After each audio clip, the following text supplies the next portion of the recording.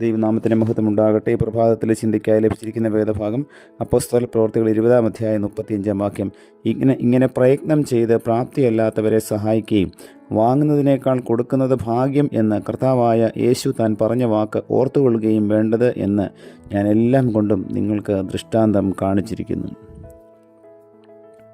ഒരിടത്ത് ധനപാലൻ എന്ന ഒരു ധനികനുണ്ടായിരുന്നു. അയാൾ വളരെ പിശുക്കനും ആരെയും കുറിച്ച് കരുതലില്ലാത്തവരുമായിരുന്നു. അതിനാൽ എല്ലാവരും അയാളെ വെറുത്തിരുന്നു.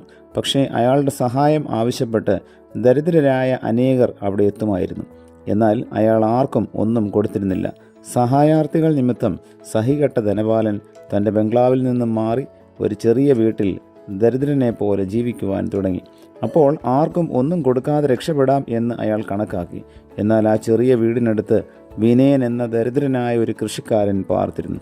കഠിനാധ്വാനിയായിരുന്ന അയാൾ മറ്റുള്ളവരെക്കുറിച്ച് കരുതലുള്ളവനും തനിക്കുള്ളത് പങ്കുവയ്ക്കുന്നതിന് യാതൊരു മടിയുമില്ലാത്തവനുമായിരുന്നു.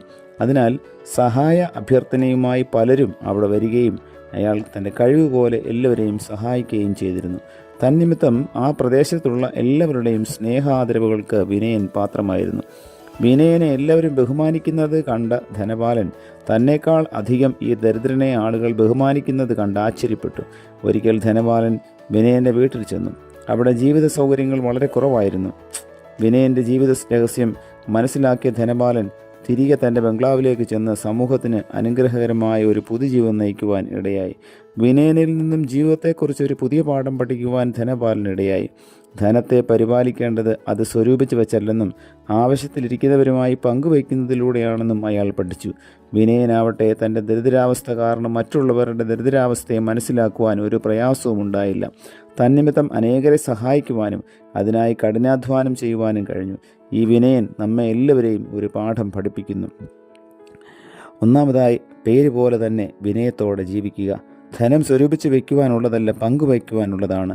അധ്വാനിക്കുവാനുള്ള കഴിവും അനേകരുടെ നന്മയ്ക്ക് മുഖാന്തരം ആവണം.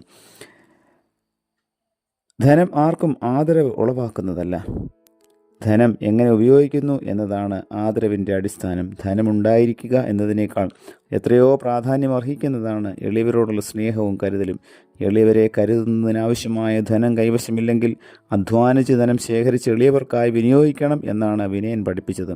നമ്മുടെ സമൃദ്ധിയിൽ നിന്ന് പലപ്പോഴും നാം മറ്റുള്ളവരെ സഹായിച്ചേക്കും. എന്നാൽ ഇല്ലായ്മയുടെ സമയം മറ്റുള്ളവർക്കായി അധ്വാനിക്കുവാൻ നാം തയ്യാറാണോ?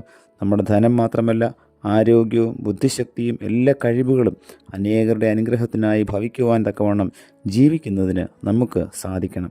യേശുവിൻ്റെ അപ്പോസ്തലനായ വിശുദ്ധ പൗലോസ് പറഞ്ഞ ഒരു വാചകം ഇപ്രകാരമാണ്: ഇങ്ങനെ പ്രയത്നം ചെയ്ത് പ്രാപ്തിയില്ലാത്തവരെ സഹായിക്കുകയും വാങ്ങുന്നതിനേക്കാൾ കൊടുക്കുന്നത് ഭാഗ്യമെന്ന് കർത്താവായ യേശു താൻ പറഞ്ഞ വാക്ക് ഓർത്തുകൊള്ളുകയും വേണ്ടത് എന്ന് ഞാൻ എല്ലാം കൊണ്ടും നിങ്ങൾക്ക് ദൃഷ്ടാന്തം കാണിച്ചിരിക്കുന്നു. പ്രാർത്ഥിക്കാം. പ്രിയ കർത്താവേ, മറ്റുള്ളവരെ കരുതുവാനും വിനയത്തോടെ ജീവിപ്പാനും തക്കവണ്ണം ഈ പ്രഭാതത്തിലെ വചനധ്യാനം ഞങ്ങളെ സഹായിക്കണമേ. പുത്രൻ്റെ നാമത്തിൽ പ്രാർത്ഥന കേൾക്കണം പിതാവേ. ആമേൻ.